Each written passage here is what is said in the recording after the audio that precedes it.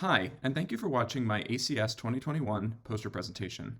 My name is Dane DeSutter, and I'm a lab solutions developer at Catalyst Education, an edtech startup that focuses on university and community college science lab education. In particular, I work on developing learning analytics for the LabFlow platform. Briefly, just a little bit about me. I received my PhD from the University of Illinois at Chicago in the learning sciences, where I used design-based research methods to understand the role of spatial thinking in organic chemistry.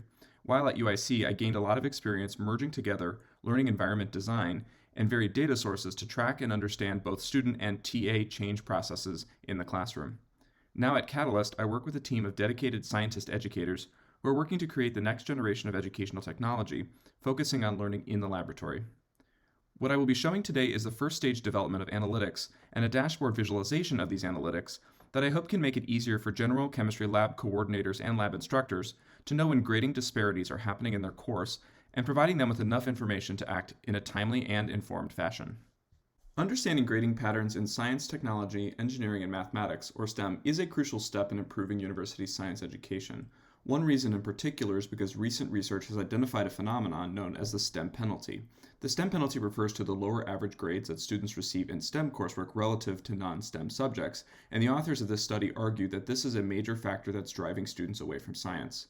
Such grading practices have been primarily well documented in lecture courses, in particular their negative impact.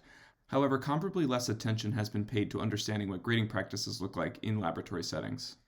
We do have some evidence from research in physics lab settings about possible grading behaviors and disparities we might expect to see in general chemistry lab settings as well. For example, grading students' work can often be uneven and subjective when the TA sees the content as requiring conceptual versus more procedural or computational knowledge. The assessment format itself can also affect the subjectivity of the grader when a TA sees the assessment as being for specific things like summative versus formative assessment. Interestingly, even when grading practices are subjected to intervention, like implementing rubrics, we may still improve the consistency of grading but not eliminate grading disparities entirely. These papers all suggest that tracking grading is important, and it requires a focus on the TA themselves, as well as their grading across assessment types and time.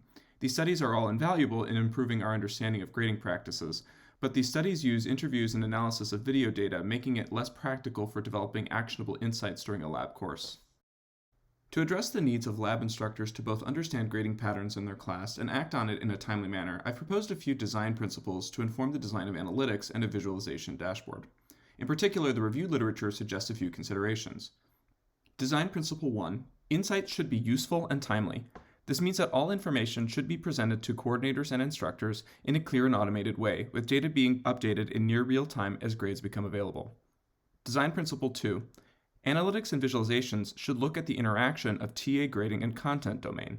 Labs can be procedural, focus on instrumentation, and even be more conceptual in nature. This may affect how TAs grade their work across the semester. And finally, Design Principle 3. The dashboard should disentangle data by assessment format. This dashboard was designed in the context of LabFlow. Briefly, LabFlow is a lab education platform that merges together laboratory data collection and analysis into a single digital report format. Lab reports are customized to contain a mix of item types like numeric entries, dropdowns, essays, and file uploads to meet the activity requirements for a given procedure. Reports often contain automatic and hand-graded items. Here we see examples of each type in a report. Some prompts, like numeric calculations on the left, can be automatically graded against students' data. Other items requiring more free-form response, like essays circled on the right, are hand-graded by TAs. Here we can see examples of each design principle instantiated in the interface. Graphics and analyses ingest student data on demand, keeping information relevant and current. Each dashboard element merges together some data visualization and plain text interpretation to provide key takeaways from that data. This makes interpreting complex information comprehensible. Interface elements like the outlier model selector and model descriptions provide instructors with tools to transparently select between clearly explained criteria for identifying grading patterns that may need follow-up. TA grading metrics like their score distribution and section median are shown against the aggregated class dataset.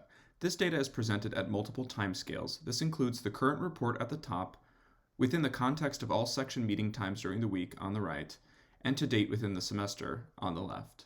Finally, this visualization shows how scores varied by assessment format between auto-graded and hand-graded items between TAs. Future iterations of this work will also work at connecting TA scores to other assessment items like quizzes and TA-generated feedback. If you're interested in seeing more of the Report Analytics dashboard, please see the demo video provided in the supplemental presentation materials. There are a number of future directions for this work. Briefly, those directions include providing additional item-level analysis to reports in LabFlow.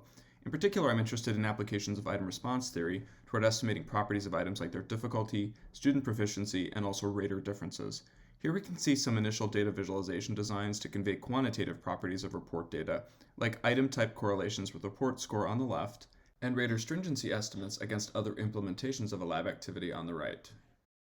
Thank you for taking the time to watch this presentation. Again, my name is Dane DeSutter, and I'm a lab solutions developer at Catalyst Education. If you have any questions or suggestions, please contact me at dane@catalystedu.com.